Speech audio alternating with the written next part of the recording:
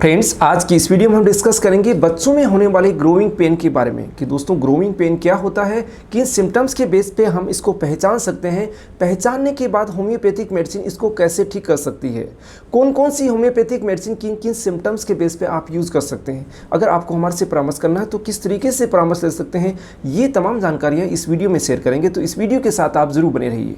दोस्तों, मैं हूं डॉक्टर रामदेव लमोरिया, एक होम्योपैथी कंसल्टेंट जो कि अपनी प्रैक्टिस 17 ईयर से जोधपुर राजस्थान में कर रहा हूं।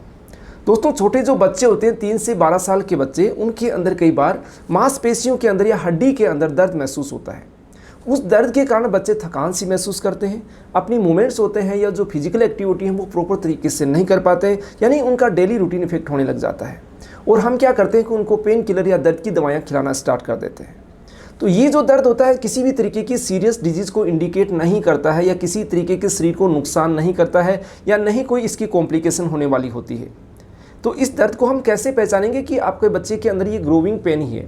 सबसे पहले बात करते हैं कि ये जो दर्द होता है बच्चों के अंदर मोस्टली नीचे पैरों के अंदर होता है, घुटने के जो से नीचे जो हड्डी होती है हमारी बच्चे की, उसके सामने वाले पार्ट में आपको हो सकता है, काफ मसल्स के अंदर दर्द हो सकता है, उनकी थाइज के अंदर उनको दर्द महसूस हो सकता है। और ये जो दर्द होता है पर्टिकुलरली जॉइंट्स के अंदर महसूस नहीं होता है और इसमें किसी भी तरीके की कोई सूजन नहीं आती है।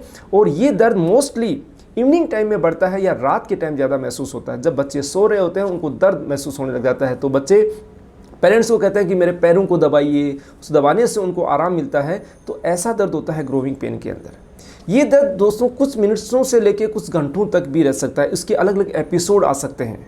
और जब बच्चा मॉर्निंग में उठता है तो किसी तरीके का उसको दर्द महसूस नहीं, यानी फ्रेश महसूस करता है। तो ये इस तरीके का दर्द होता है वो दोस्तों ग्रोविंग पेन के अंदर देखा जाता है। ये ग्रोविंग पेन दोस्तों आपके बच्चे को, ऐसा नहीं है कि आपके बच्चे के अंदर कुछ कमियां हैं या उसके अंदर बीमार है, ये हेल्थी बच्चों के अंदर भी हो जाता है या किसी में भी हो सकता है। अब बात करते हैं कि अगर आपको ग्रोविंग पेन है तो इसका कारण क्या है। एग्जैक्टली दोस्तों इसका कारण नोन नहीं है या इसका कारण अभी पहचान में नहीं आया है। तो अब बात करते हैं कि अगर आपके बच्चे को ग्रोविंग पेन है तो उसको होम्योपैथिक मेडिसिन से कैसे ठीक कर सकते हैं। तो सबसे पहली मेडिसिन है ग्रोविंग पेन के लिए गुआइकम।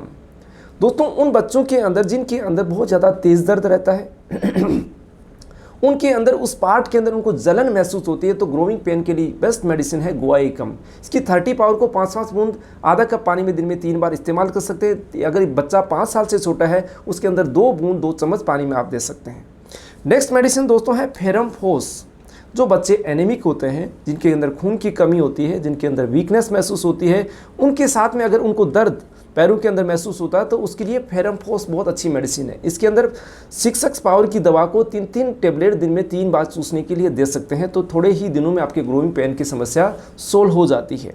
नेक्स्ट मेडिसिन की बात करेंगे दोस्तों, वो है एसिड फोस।